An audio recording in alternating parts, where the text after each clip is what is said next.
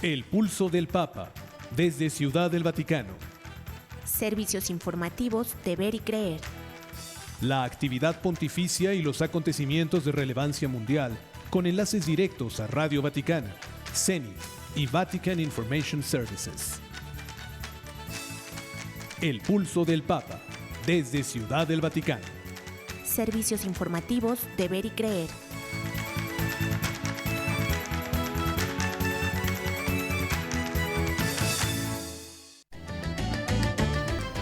El Papa Francisco reapareció en la Plaza de San Pedro del Vaticano con ocasión del Jubileo de los Enfermos. Y dice experimentar la debilidad y la dependencia hacia los demás. El Santo Padre ya no está enfermo, así lo afirma un médico que lo atendió en el Hospital Gemelli. El Opus Dei presentará en su Congreso General los estatutos que entregará a la Santa Sede. Los obispos de México alientan a tener un corazón dispuesto a perdonar y a pedir perdón. El 9 de abril, en Colombia, repicaron las campanas de las iglesias por las víctimas del conflicto armado. Activista católica pro vida es agredida en Nueva York durante una entrevista. Y por último, ante las elecciones en Ecuador, Cardenal pide paz, diálogo y respeto al sistema democrático. Estas y otras noticias enseguida en los servicios informativos de Ver y Creer. Queridos amigos radioescuchas, les saludamos con afecto. Como cada semana es un gusto estar con usted. Marisa O'Farrill. Y Roberto Farril. Hola Marisa. Hola Roberto. ¿Preparándote ya para celebrar la Semana Santa? Sí. Para el Triduo Pascual. Pasión, muerte y resurrección de Cristo. Sí. Tenemos mucho que informar. Sí. Empecemos a conocer lo acontecido en la semana en el Vaticano y Europa. Sea usted bienvenido a la información.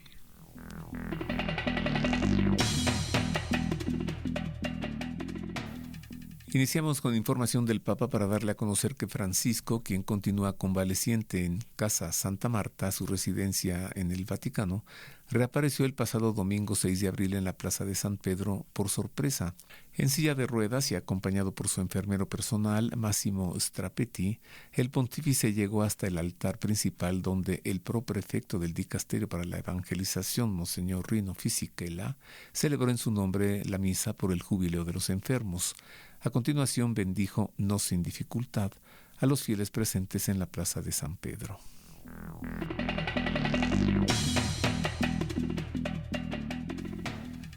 Francisco aseguró que a través de la enfermedad está experimentando la sensación de debilidad, así como la dependencia de los demás.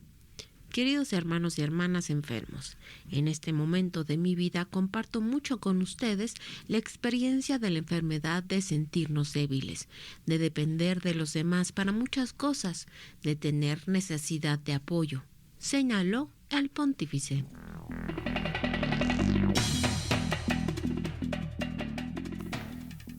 En más del Papa le informo que el pasado lunes se confesó y luego cruzó la puerta santa de la Basílica de San Pedro antes de saludar a los fieles reunidos presentes en la Plaza de San Pedro en el Vaticano con ocasión del Jubileo de los Enfermos. El Papa reapareció brevemente en la Plaza de San Pedro por primera vez después de su retorno al Vaticano, tras pasar 38 días hospitalizado en el Policlínico Gemelli de Roma a causa, como usted ya sabe, de una neumonía bilateral.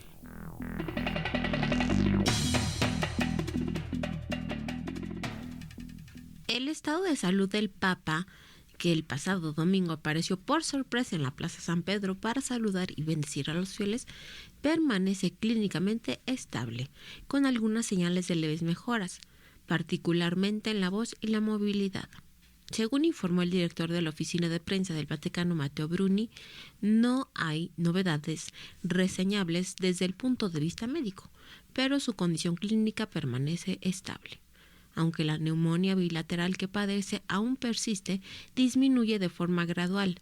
Si bien no hay indicaciones particulares en los resultados de los análisis que se le han efectuado en los últimos días.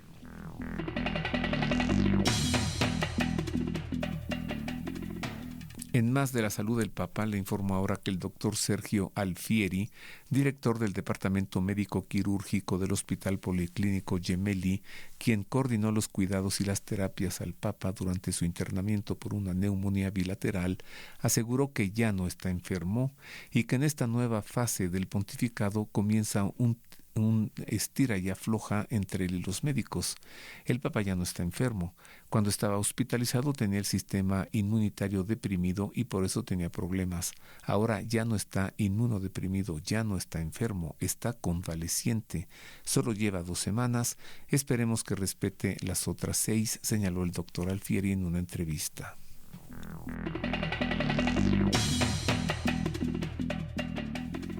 El Papa Francisco ha donado 4 ambulancias a Ucrania, que serán destinadas a zonas afectadas por el conflicto, en un gesto concreto de su cercanía y preocupación por quienes sufren los efectos devastadores de la guerra.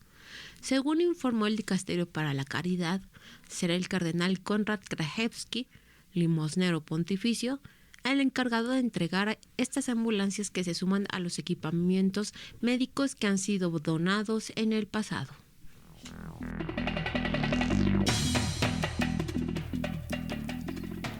Francisco envió un mensaje a los miembros de la congregación salesiana fundada en 1859 por San Juan Bosco, a quienes animó a servir a los demás sin guardarse nada para uno mismo. En su mensaje dirigido a los salesianos con ocasión de su 29º capítulo general y del 150º aniversario de la primera expedición misionera de Don Bosco a Argentina, el Santo Padre saludó al nuevo rector mayor, Fabio Attard.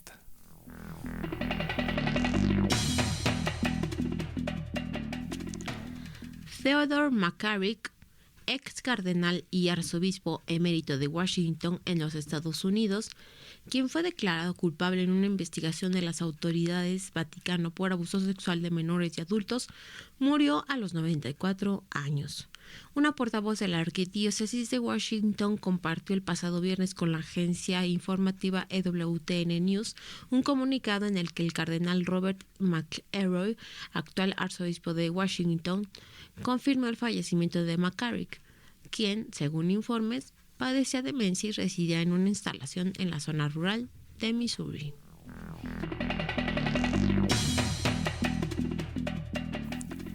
En otras noticias le informamos que el padre Isaac Agabi, miembro del clero de la diócesis católica nigeriana de Auchi, que fue secuestrado junto a un seminarista el domingo de la Santísima Trinidad del año 2020, ha relatado su experiencia como secuestrado, atribuyendo su exitosa huida a Nuestra Señora del Perpetuo Socorro.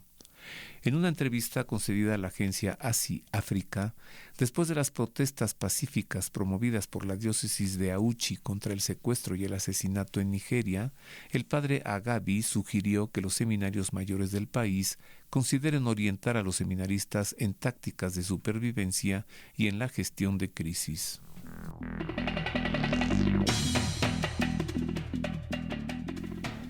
El Opus Dei presentará a los miembros de su Congreso General la propuesta definitiva de estatutos que serán elevados al Vaticano para su aprobación definitiva. Tras el proceso de renovación impulsado por el motu propio Ad Carisma Tuendum, publicado en julio de 2022. Así lo dio a conocer el prelado del Opus Dei, Monseñor Fernando Ocariz, en una carta fechada el 8 de abril, en la que señala que en el Consejo General, que se celebrará del 23 de abril al 5 de mayo, se tratará de la propuesta del texto de los estatutos para presentar ya a la aprobación de la Santa Sede.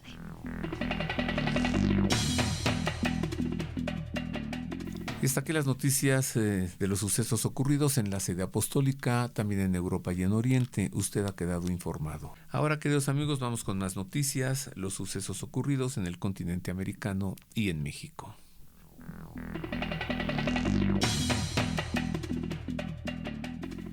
A pocos días de que culmine el tiempo de Cuaresma, los obispos de la Arquidiócesis Primada de México hicieron un llamado a los fieles católicos a vivir este tiempo con oración y discernimiento, con un corazón dispuesto a perdonar y a pedir perdón. En la editorial de su semanario Desde la Fe, los obispos de la Arquidiócesis de México recordaron el Evangelio del domingo Juan 8:1-11, en el que una mujer adúltera es presentada ante Jesús por los escribas y fariseos. Los obispos subrayaron que este pasaje del Evangelio nos enseña dos verdades fundamentales de la doctrina de la Iglesia. Todos somos pecadores y todos estamos llamados a la reconciliación.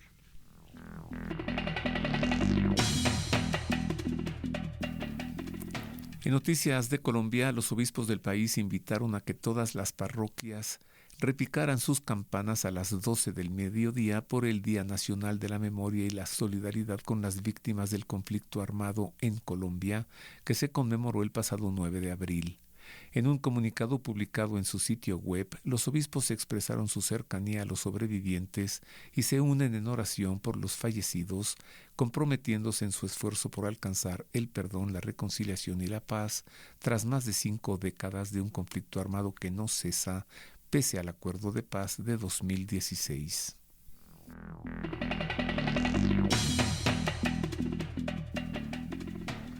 Con 103 años, el obispo mexicano Monseñor José de Jesús Sahagún de la Parra es un testigo viviente de la historia de la Iglesia Católica.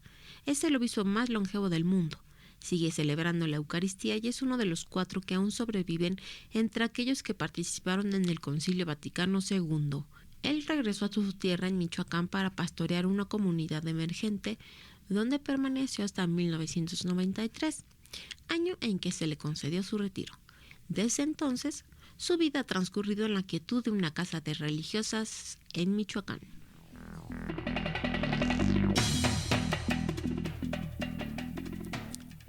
Una activista provida católica fue agredida en la ciudad de Nueva York, en los Estados Unidos, mientras realizaba una entrevista en video con una defensora del aborto. Resulta que Savannah Craven Antau estaba participando en una entrevista con una persona pro aborto que se enfureció durante la discusión y la golpeó en la cara, según un comunicado de prensa del grupo Provida Live Action. Antau trabajaba como activista de Live Action cuando ocurrió la agresión, según el grupo. Las imágenes compartidas por la presidenta de Live Action, Lila Rose, muestran a Antau siendo golpeada en la cara por su agresora.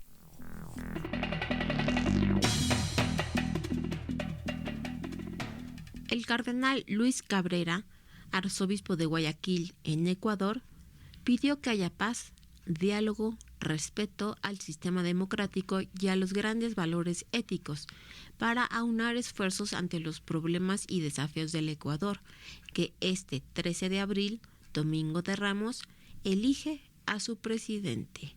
En la segunda vuelta electoral se enfrentan el actual presidente de Ecuador, Daniel Noboa, que postula por el movimiento Acción Democrática Nacional, y Luisa González de Revolución Ciudadana, grupo liderado por el expresidente Rafael Correa.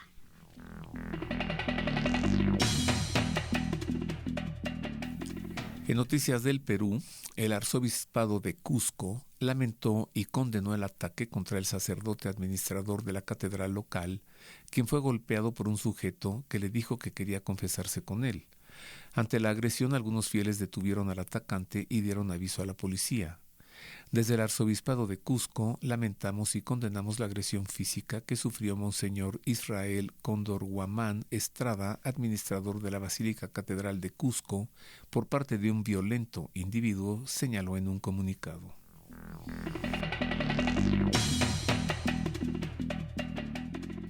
Tras el asesinato de las religiosas Evanet Onacer y Jean Voltaire de la Congregación de las Hermanitas de Santa Teresa del Niño Jesús en Haití, la Ramona Paise, misionera que conocía a las víctimas, afirmó en una entrevista con la agencia EWTN Noticias que, además de la violencia criminal en Haití, se libra una batalla espiritual. Así que necesitamos muchas oraciones.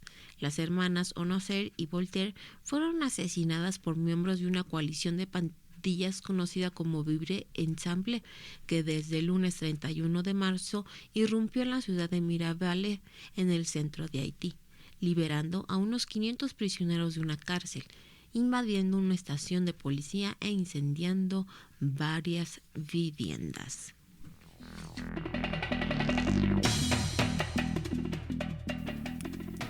En información procedente de República Dominicana, le informamos que Monseñor Francisco Osorio Acosta, arzobispo de Santo Domingo, expresó su profundo pesar y solidaridad ante la tragedia ocurrida la madrugada del martes 8 de abril en la discoteca Jet Set, donde colapsó el techo, que dejó al menos 124 muertos, según los últimos reportes de las autoridades locales. Con un profundo pesar y pena por esta tragedia que ha sucedido en nuestra ciudad, en nuestro país, nos unimos a todos los familiares de los que han muerto y de los que están enfermos y heridos, precisó Monseñor Francisco en su mensaje.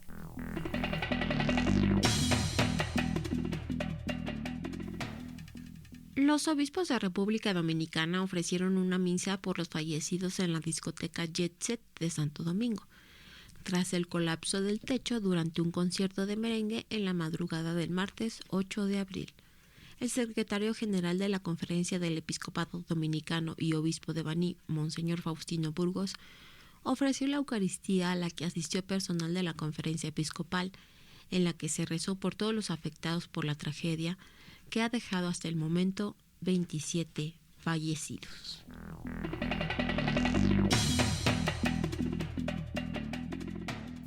En noticias de Paraguay, en una ocasión de celebración para la Iglesia Católica del país, el Papa nombró nuevo obispo de la diócesis de San Juan Bautista de las Misiones al padre Osmar López Benítez, quien hasta ahora se desempeñaba como párroco en la Catedral Inmaculada Concepción de María, en Carapeguá, a unos 80 kilómetros al sur de Asunción.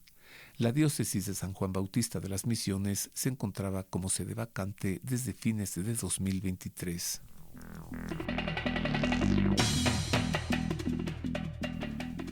Monseñor Luis Manuel López Alfaro fue nombrado por el Papa nuevo obispo de Tapachula, diócesis ubicada al sur de Chiapas, en una región estratégica por su frontera con Guatemala y su rol clave como paso de migrantes. Monseñor López Alfaro se desempeñaba como obispo auxiliar de San Cristóbal de las Casas, también Chiapas, y asumirá ahora el liderazgo pastoral en una zona marcada por desafíos significativos como la violencia derivada del control territorial por parte del crimen organizado y la atención a miles de migrantes que ingresan a México.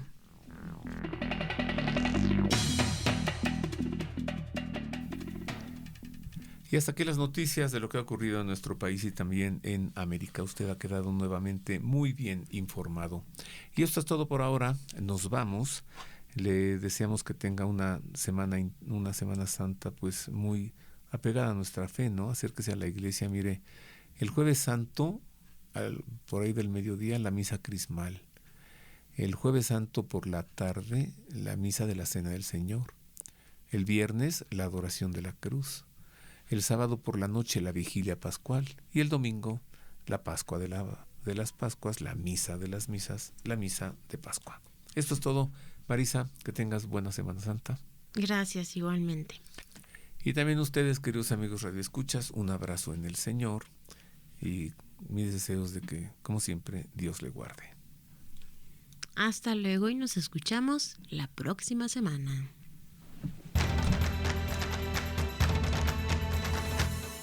El pulso del Papa, desde Ciudad del Vaticano. Servicios informativos de Ver y Creer. La actividad pontificia y los acontecimientos de relevancia mundial, con enlaces directos a Radio Vaticana, Zenith y Vatican Information Services. El pulso del Papa, desde Ciudad del Vaticano. Servicios informativos de Ver y Creer.